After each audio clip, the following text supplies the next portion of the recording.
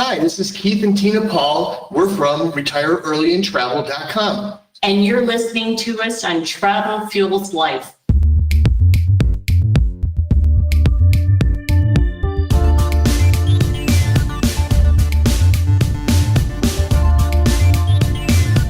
Hello, everybody, and welcome to Travel Fuels Life, the show where we share stories, tips, and inspiration to help you live a travel lifestyle. I'm your host, Drew Hanisch. And I'll tell you what, last year I was doing all sorts of travel at this time. My Facebook page keeps telling me about all these exotic places I went to, from Cancun, Hawaii, and I went to Florida and Las Vegas and Philly. And this year I have been at home sweet home and try to catch up on some stuff. I'm actually working on my first book. And this has been a very interesting experience. It's taken twice as long, probably 4 times as long as I expected that it would. But May the 4th will be the launch date for the travel guide to experiencing Kentucky bourbon. And I am working on the audiobook right now, so lots of excitement behind that, and I can't wait to share that with you guys coming up. I'm going to be traveling also. I'm going to Texas, New Orleans, Spain, Ireland, tons of travel to come.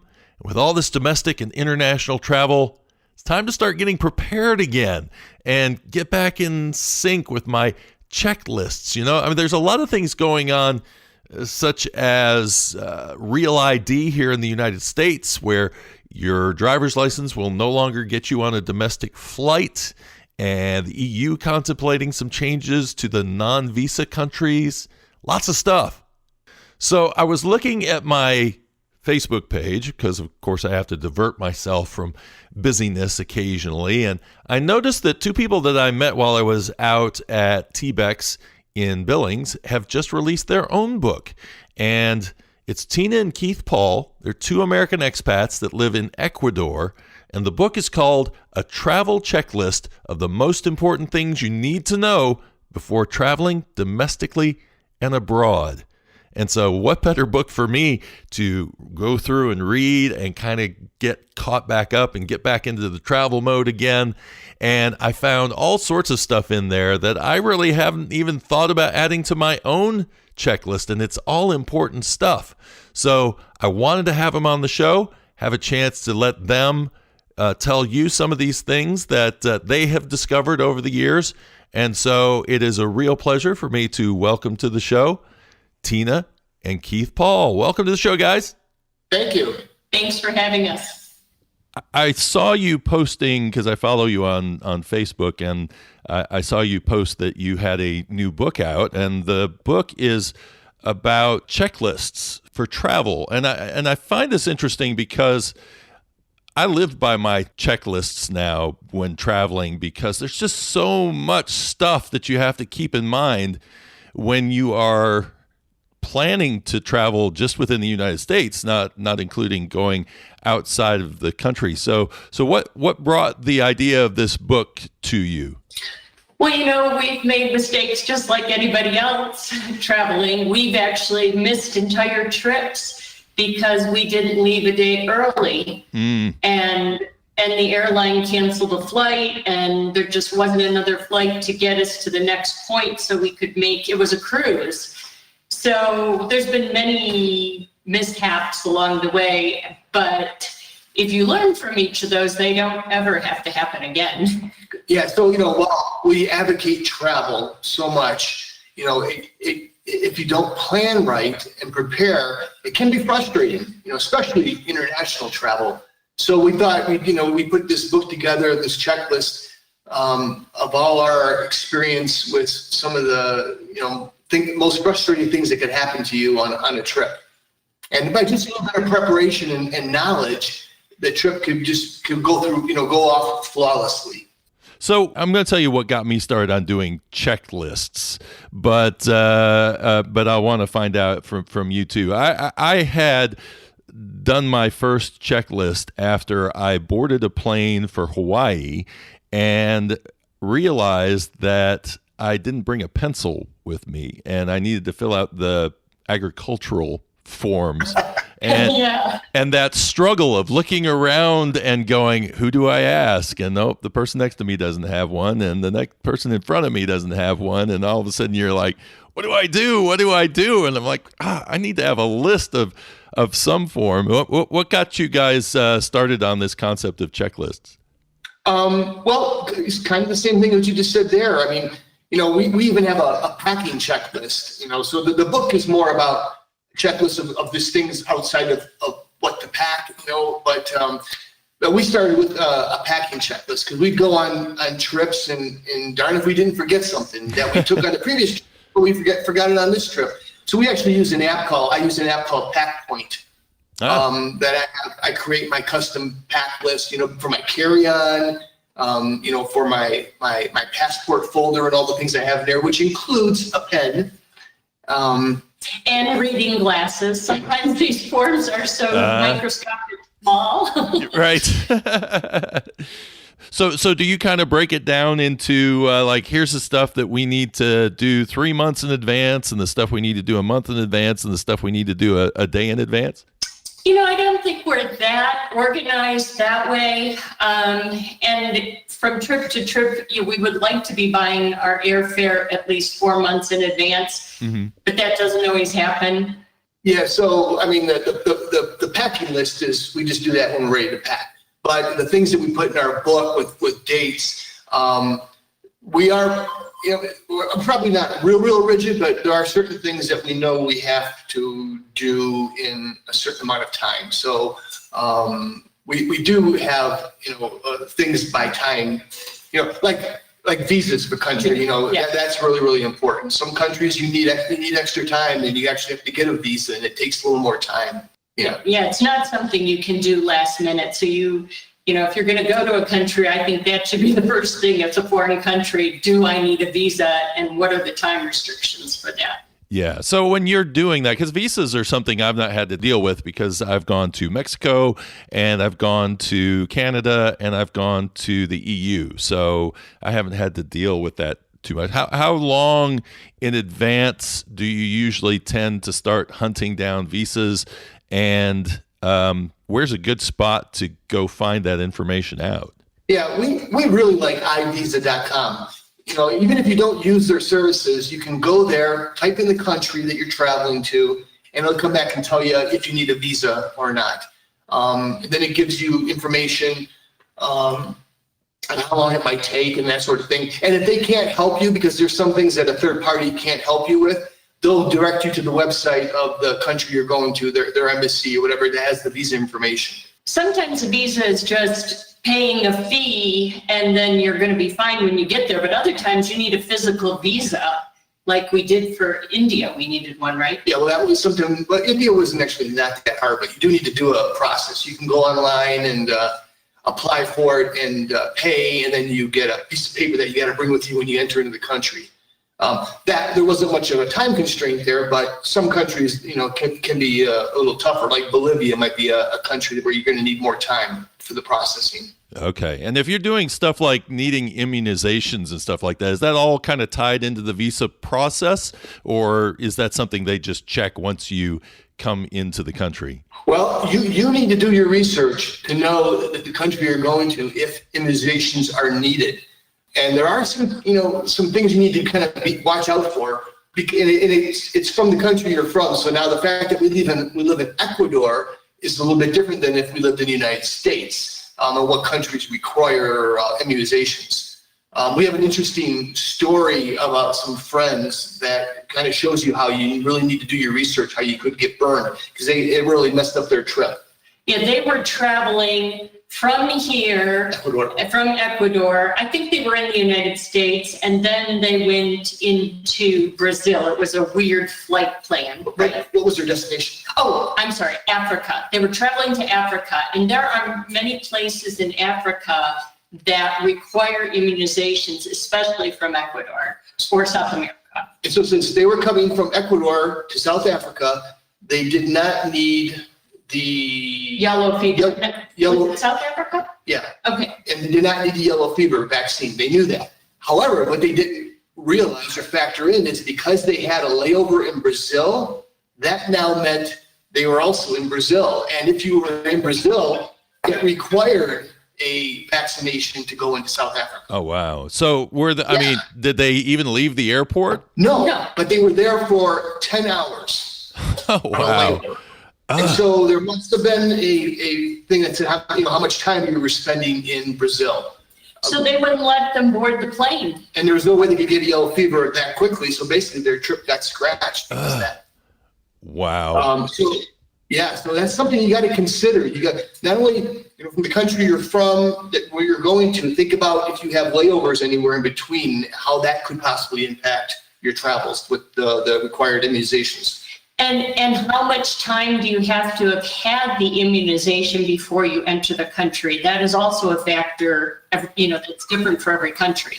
So an interesting question, would travel insurance have covered that scenario for them for making a mistake and not having or not being aware of their immunization? Oh, good question. Good question. I think some travel insurances would cover that. It would seem to imply even though it was kind of your fault. Yeah, I think that would be considered as a trip interruption incident, that it could be covered. Probably something to ask the insurance company that you're working with, because that would really be a nice safety net and definitely a reason to go ahead and get that travel insurance. Yes. Absolutely. Especially the insurance that comes with people's visas. Trip interruption insurance, trip cancellation insurance. A lot of times that's included with the visa that you purchase. Credit card visas. Yeah, I'm sorry, credit card visa that you purchase, or MasterCard has the same thing. So that would definitely be something you might want to look into, because I'm pretty familiar with all the rules on the trip cancellation, and they don't actually spell that out. So that would be something I probably would want to ask just to verify. Yeah. So another thing that's coming up, the Schengen zone, I guess in Europe now they are talking about, or maybe this is already official, that even though they don't require a visa for Americans traveling there, they are adding in this $7 fee, this thing you have to sign up for. Is that in effect yet, this European Travel Information Authorization System? Do you know if that's kicked in yet? Have you signed up for it? Yeah, no, it's not. They don't even have a date set. Because all they're saying right now is, last we heard, is still 2021. But they haven't said when in 2021. Yeah, and that $7 fee, some people, you might see it referred to as a visa that you're buying. And it's really not a visa. It's just a fee to do a pre-screening process that will allow you to travel in those countries in the EU visa-free. Okay, and it's kind of like a cheap version of our global entry kind of a thing. That's exactly what it is. Yes. Yep. It's probably easier to travel in the EU than it is to go to Canada. Yeah. They're pretty tough on who they let in and who they don't let in. Yeah. Yeah. I've learned the hard way. I actually got the global entry. They have it to where you're supposed to be able to just drive up, show your card, and go through from Canada into the United States. That didn't work for me. They still had me. They searched my trunk. They still made me sit there for 30 minutes, ask me questions. They sit there leisurely, like they're just asking you questions off the cuff as your friend. But the questions they're asking you are like, "Oh, so why are you traveling here?" And and I think it's because I'm a solo traveler, and so it seems odd that a solo traveler is. Yeah, I think it was. Because we were just in Canada 2 years ago, and we got right through, no problem. I mean, they asked what we were doing there, but that was it, and went right through. Yeah, I think they profiled you, Drew. That's it. Well, I do have an interesting last name, so who knows? So another consideration, and I found this interesting, this is what I say, when I read through your book, I was like, even for somebody who travels a lot, there's some good reminders in here, such as the passport and the idea that you need to make sure that you have at least a 6-month cushion on your passport to get into some countries. I mean, there'd be another headache of a reason to get denied access to a country because your passport is 5 months from cancellation and they decide to not let you through. What are some other things that we should be paying attention to with our passport?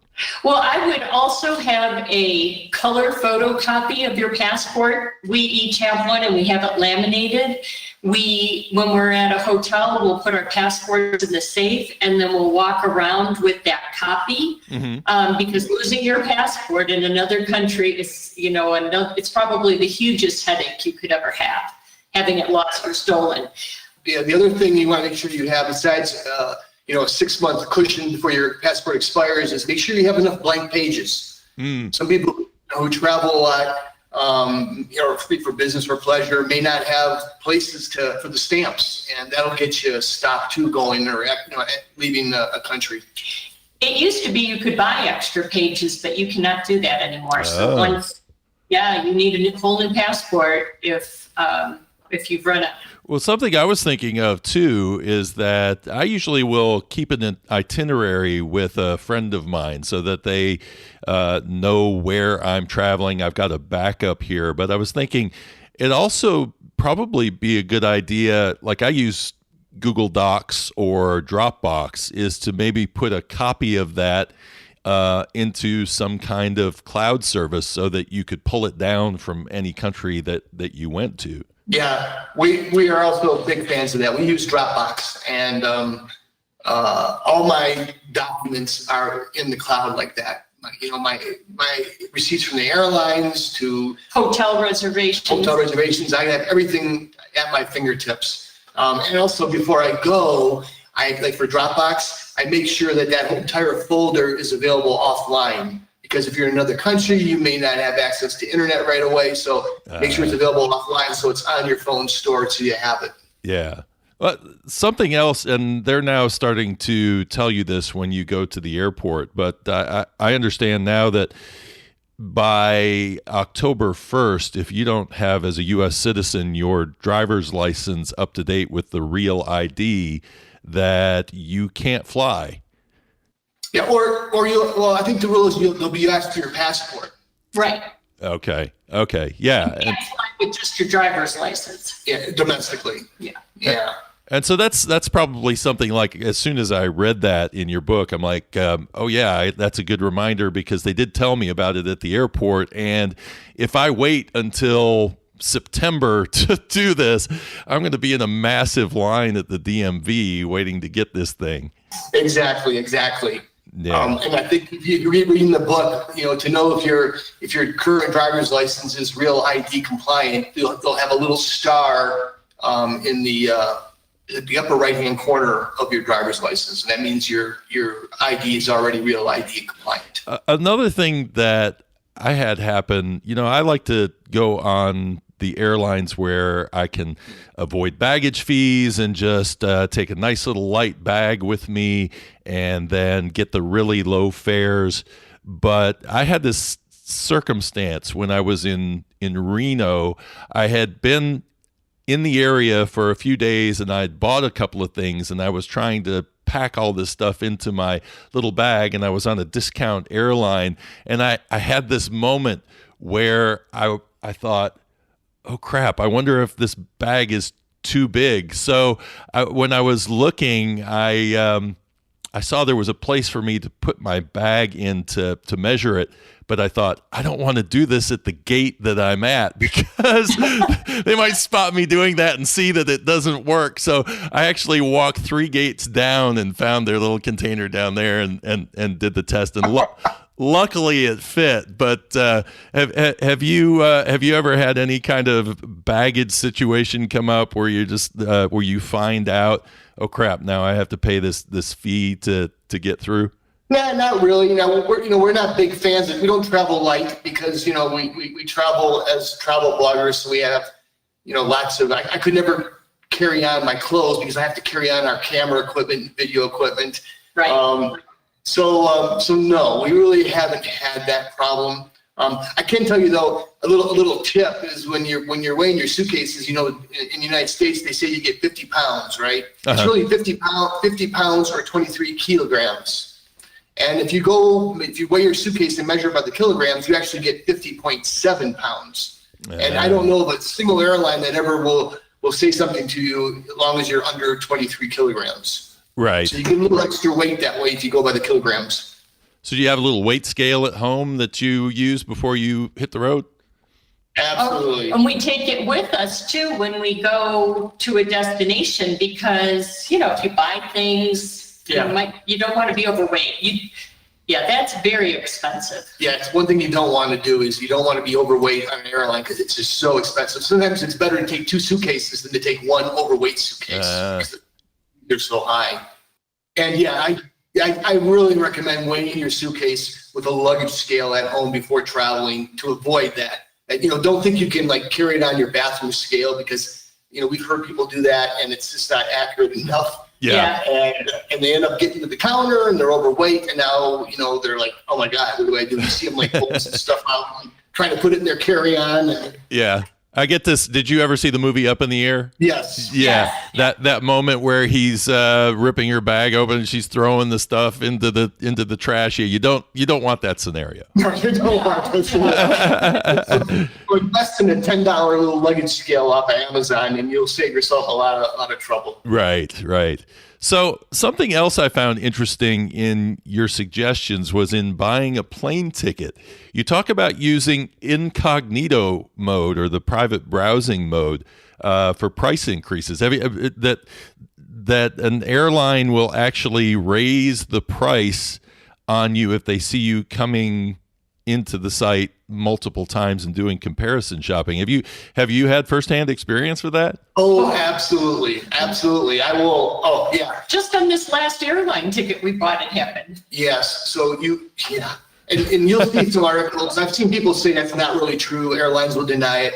I have firsthand experience that's what happens. Not every airline, not every time, but it does happen. So, do all your research, but when you're ready to buy, go into incognito mode, or in some browsers it's called, I think it's in private mode.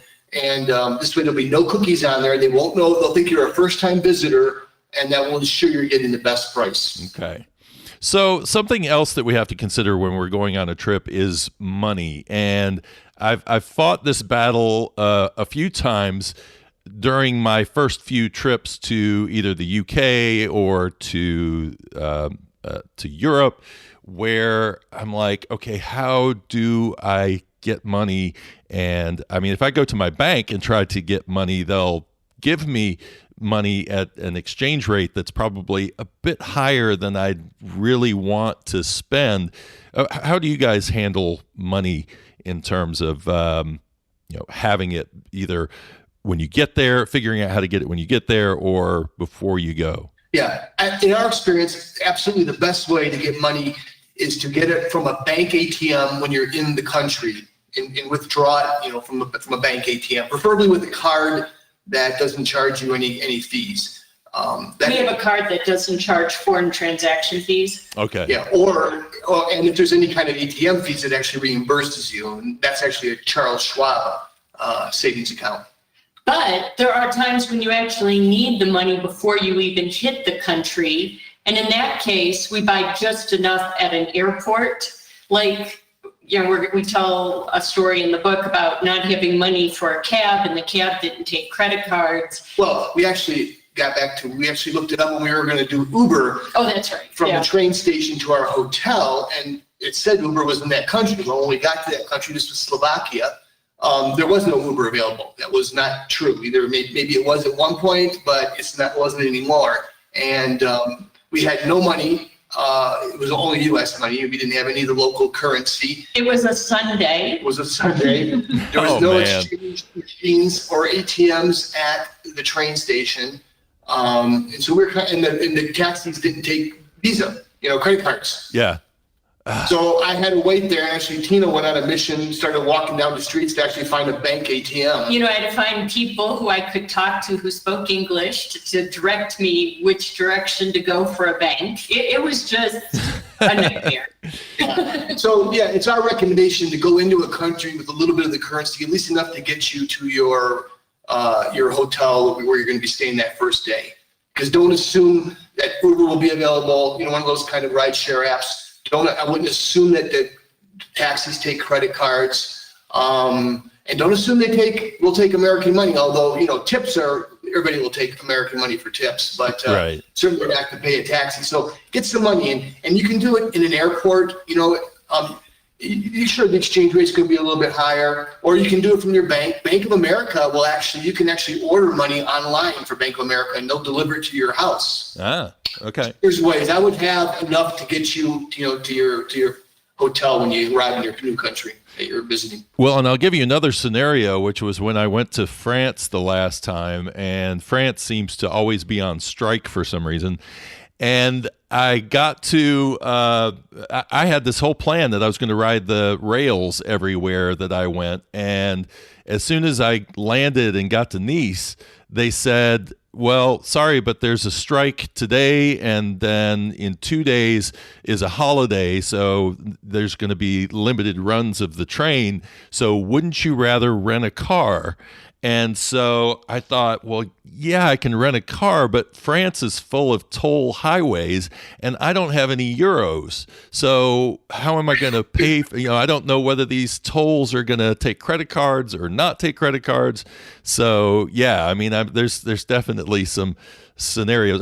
Luckily, Google Maps allows you to check mark avoid tolls, but then you end up driving through the middle of nowhere to get to where you want to go. So you're right. Another thing that we kind of now recommend, I think we mentioned it in the book, again, the first time you get to the new country, to get to your hotel, is contact the hotel you're going to be staying at and ask them to help arrange transportation from the airport. Even that Bratislava, Slovakia trip that we were at, even though we got money out of the ATM eventually and got in a cab, the cab guy ripped us off. He charged us way too much. Double. Yeah. Wow.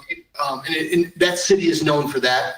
And our hotel said, oh, you should have asked us. We would have called you a cab. And so, like now we're going to Italy in 2 weeks. And when we get at the airport, the hotel is going to arrange for a driver or a cab to pick us up at a fixed fee. We know what the fee is already, and we know it's a fair fee. So that whole headache of trying to get transportation to our hotel once we arrive in country is solved because, we did it ahead of time. So that's something to consider. That's great. Yeah. I mean, we sometimes forget the resources that we have at our disposal, and the hotel is going to want to have you have a great experience when you come to the country. So you come back again. So, absolutely. So yes. take advantage of the hospitality of that hotel. Yeah. Because they'll help arrange that kind of stuff. And, I'm not saying, once you're there, you can do different things, but just when you first get off that plane, the last thing you want to do is try to figure out how you're going to get to your hotel, and you make sure you're not going to get ripped off. And so that arranging ahead of time, and it's so easy because you just work over email with your destination. Well, another thing that I would throw in there, if you're taking cards with you to rely on those, is make sure your PIN numbers are working, because I got all the way to Scotland and then found out that my PIN number wasn't working, and I had to live off of those credit cards with no cash in my pocket for 3 days before I could finally get to a bank where I could do a cash advance off of one of the cards and get the number reset. So oh my God. That's rough because as Americans, we think credit cards are taken everywhere. But even in Europe, Mexico, Europe, South America, cash is king. Right. Yeah. Yeah. Big things like hotels, you can probably use a credit card for, but after that, restaurants and stuff, many of them don't take credit cards. One of the things that you talk about that I found interesting was plotting out before your trip how you're going to get to your hotel, and I think that's so important. My first time driving in England, I was worried about driving on the left side of the road, so I would use Google Street Maps, and I would kind of visualize while going click by click down the road, what's it going to be like to take a left turn, and what's it going to be like to take a right turn, and kind of get a feel for it that way. But it also helped me when I went to Belgium, because as I was driving in, the parking area was in a weird spot. So I found it kind of interesting that I could visualize it and see frame by frame where I was going to be exiting off and to try to get comfortable with that.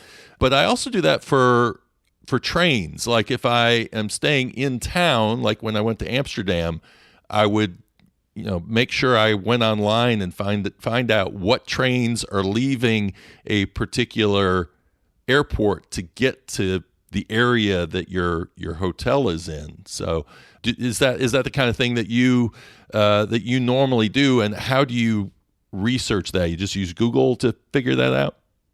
Yeah, we're big fans of Google Maps. Also, we use Google Maps a lot.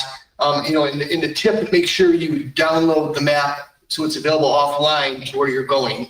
Because you may not have internet, so you still want to go into the Google Maps. Of course, I don't know if you were referring in your discussion there at all to using the Street View of Google Maps. Yeah. Okay, that's so helpful because you can visually see what the building looks like that you're going to, and we do that a lot. Google and the Street View is that is really a cool feature. So let's talk a little bit about tipping. Because that's probably one of my biggest frustrations as an American, is going to other countries and trying to figure out how much to tip, whether I should tip, because there are some countries where it's actually seen as an insult to tip. How do you kind of prep yourself for figuring out how you're going to be tipping from place to place? Yeah, well, I'm a fan of an app. There's apps out there for your phone. I use Globe Tips. You can download that for iOS or Android. And you put in the country there, and it'll tell you, tips for taxis, for what it's customary for restaurants, for tour guides. Bellman, maybe. And porters helping you with your luggage. Because not everybody is, it's as generous as, Americans are in the U.S., 15, 20%. Well, a lot of countries pay those people higher wages. Right. Like in Europe, the restaurant people don't make less money, but in the United States, our wait staff, they make less than minimum wage. Right. Yeah. So, for instance, in Ecuador, a restaurant tip is like 5%. Not 15 or 20% like the U.S. And then tour guides, people always wonder about what you pay for, when you go on a tour, what's the appropriate tip. So that's always, an app like Globe Tips is a great app to use to kind of give you that information. And you can Google it by the country and see other things, but you should do the research before you go. So one, you don't over tip. Right. Waste your money, and two, you don't undertip and become across as a rude American, right? If you're American. Or you tip in a country where that is extremely rude. There are 3 or 4 countries that tipping is not okay. Right. Japan, South Korea, maybe minimal tips in South Korea or China, but nothing huge, or else they feel that's rude. So does Global Tips also give you ideas on customs and things that you should pay attention to beyond tipping that are considered rude versus not rude? No, they don't. Okay. That's where you want to do some, again, research on the internet. There is we recommended a book in our book that we found to be very good about customs, because one thing that you have to really be careful of when you're traveling abroad, maybe not in Europe, but in the rest of the world, is taking pictures of people. They're in beautiful clothing, they look, beautiful, they're very different, but some people, just having a photo taken, it's against their religion. They just don't like it. So you need to ask if you could take a picture of somebody.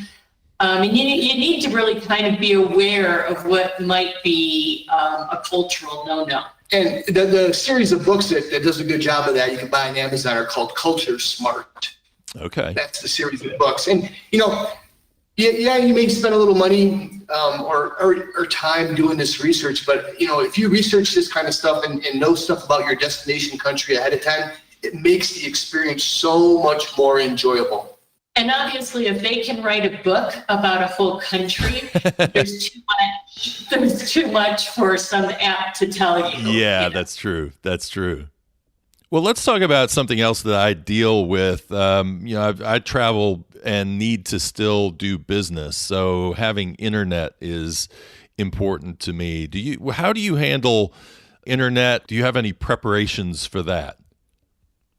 Yeah, we pretty much exclusively use a device that Skyroam. Yeah, it's called Skyroam, and it's a device that gives us access to the internet in over 150 countries, or 120 countries, and it allows you to connect up to 5 devices to it. So when we travel, we turn this on, and we can connect our cell phones to it, our iPad or our computer, and it gives us internet just about in every country that we've traveled in. We live in Ecuador now, so we have Ecuador cell phones. So we don't have a phone when we go back to the U.S., and this Skyroam saves us because we can use Skype or WhatsApp if we need to make a phone call, and then Google Maps works. Yeah, and the fee can anywhere be, the fees are from maybe $6.99, say $7 to $9 a day for unlimited internet using the Skyroam device. And you can either buy the Skyroam or you can rent it if you're just going, for a week and you want to rent it for a week. However, since you've been being out of the States for 4 years, the cell phone companies and the plans you can get in the States now are so much different than when we left 4 years ago. Now we see people traveling and they just can add on an international plan for their cell phone when they travel, and it's, many times it's reasonable to just do it that way. Because, it's not really phone calls you want access to when you're traveling, it's the data, right? The data plan. That's really where you want to be able to do stuff. Yeah, you want to post something on Facebook or Instagram, or you want to go out to Google and find out where a restaurant's located or something. That's what we find we use it the most for. Or TripAdvisor to find out some of the top restaurants to go look at. So I think having data is really valuable to us. Some people can get by though with just using the free internet at their hotel, or if they go into a restaurant, and that can work too. Yeah. Well, when I was in Ireland, I saw that there was a service there that you had to go to the Dublin airport, pick it up, and then you could take it with you. Then when you come back, you got to make sure you drop the piece of equipment off. So is Skyroam a piece of equipment that you purchase and you just always have it around, and then you just activate it whenever you want to use it? Yes, that's exactly it. You purchase it or you can rent it. And like I said, they'll send it to you in the mail. And you just activate it when you want. You activate a day pass, it's called. So you buy a day pass for $6 to $9, depending, if you want to buy quantity, they have sales, you can get them cheaper. And you just activate it for the day, and it's active for 24 hours. If you're traveling I think maybe the break-even point is 2 weeks or more, you can do a monthly. For $99, you can activate it for a month and have unlimited access to data in 120 countries.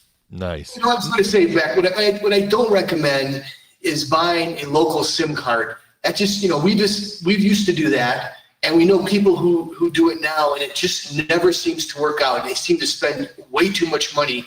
Lots of times it's hard to understand. People will say, I bought a local SIM card, and in a couple hours I was out of data already, and I had to go put more money on it, recharge it. And it's just weird how those things work. I don't really advocate doing that. I don't think there's a need now. So of all the stuff that we've talked about now, what have we neglected? What is something that you would say is probably top of the list thing that you should have on your checklist that we haven't really discussed here? I think I alluded to it in the beginning when I said we missed a cruise, but planning a day in advance. Let's say you're going to France and you need to be there on the 3rd. That's the first day everything is starting. Get there on the 2nd, because if along the way one of your flights are canceled or delayed, your trip will still be great. So go in a day early. We even do that in the United States. We had another problem in the U.S. Where we didn't miss a whole day, but we actually got to our destination 12 hours late, which, because we're bloggers, that meant we missed 12 hours of something we shouldn't have. Yeah, if you have, especially if you have a tour plan, you're going to go off in a tour group, you don't want to miss that start of it, so you may want to go in a day early. airlines today consistently now more than ever overbook their flights, and rarely do we see like seats empty on an airline when we fly now. And there's not as many alternatives flights available if one gets canceled. So I think you need to, if getting there a day late could really jeopardize something of your trip, you should plan on getting there a day early. Okay. And you mentioned something called Air Help, which I'd not heard of before. Have you used that, and kind of describe what that is? Yeah, so Air Help is an app you can download. Actually, I think you can do it actually on the website too, airhelp.com. And what they'll do is if you had a problem with a flight, like it was delayed for a really long time, it was canceled, they had mechanical problem, they lost your luggage. There's a bunch of different reasons, just airline problems. What you do is you go into the app, you put in your information, the airline, your flight number, what happened, and the app will come back and tell you if you have a claim that is justifiable. And then what they'll do, especially with European flights, the rules are so much more strict and on the side of the traveler, but it's also in the US too, but Europe it's even better. And what they'll do, come back and tell you if you have a claim to get money back for damages. Maybe you had to get you were delayed for 15 hours and it caused you to miss something. Or you had to pay for meals in the airport because you had to wait a long time, or you had to get a hotel. It will come back and tell you if you have a claim, and then they'll file the claim on your behalf. And they take then a commission, like maybe I think it's like 15%. But they do all the work for you, and they tell you if you have a claim. So it's easy to go on and just see if you have a possibility of getting money back or not. A lot of people really don't know, the airline gives you a couple of vouchers for a restaurant because something's happened and you accept that. But in reality, you might be owed more. Yeah. They're never going to tell you what you're really entitled to by law. Right. Okay, good. Man, we have got just a ton of great information here. I really appreciate you guys passing along all this information. So how can people get the book, and how can people keep in touch with you and where you're traveling to? Yeah. Well, first of all, our blog is retireearlyandtravel.com. And you can go there and check out all our latest adventures and where we're going and what we're doing. And not only on travel, but there's travel tips, travel destinations, and articles on how to retire early and what we've done to be able to retire early. And you can also find us on YouTube. We do a YouTube video at least for every destination we go to. Mm-hmm. We're actually on every social media. Yeah. You can find us anywhere. Very nice. And you can go to Amazon to get our book. It's a travel checklist of the most important things you need to know before traveling domestically or abroad. Or just type in Keith and Tina Paul and we'll come up. All right, perfect. And then I will also put all of these links on the show notes page, and also all these other apps and things that we've talked about on the show. I'll put the links to the ones that we talked about, and then a link to your book as well, so that people can get that. Because, like I say, it's just full of a ton of really good information. Even if you've been traveling for a while, I found a lot of stuff in there that I thought, wow, that's great. It's somebody else's perspective, and we all kind of find our own tools that work right for us. But there are some out there that how are you going to find out about them unless you talk to people or do some reading, and so you got some great stuff out there. Yeah, one last thing is we encourage people to email us if they have any questions about where we traveled or what we did or about early retirement. Living in Ecuador. We probably, I think just this last month we actually had 3 different people over to our house here in Ecuador that we met via the internet, people who wanted to come and possibly live in Ecuador. And so we love meeting people and helping people retire early and that. So please feel free to email us with any questions you have, and you can get our email address on our website. Perfect.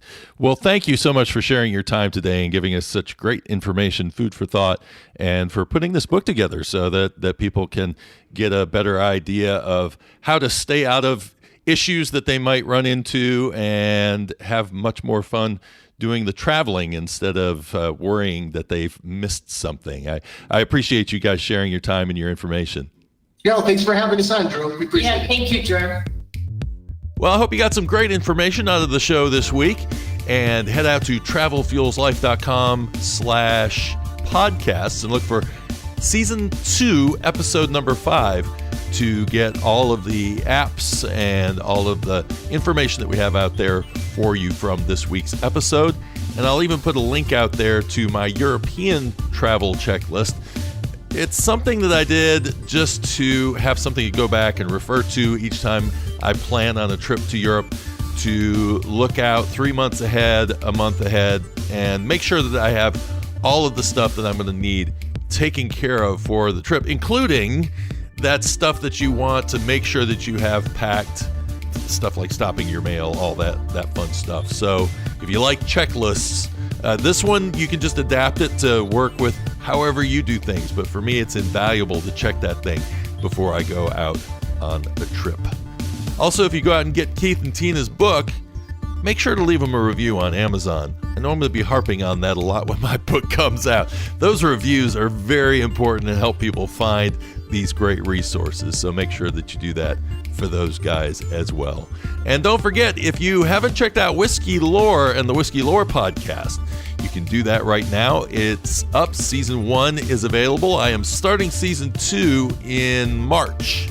So make sure that you're subscribed for that. If you love whiskey and you love history, one or the other or both, it's a great show. I hope you will check that out.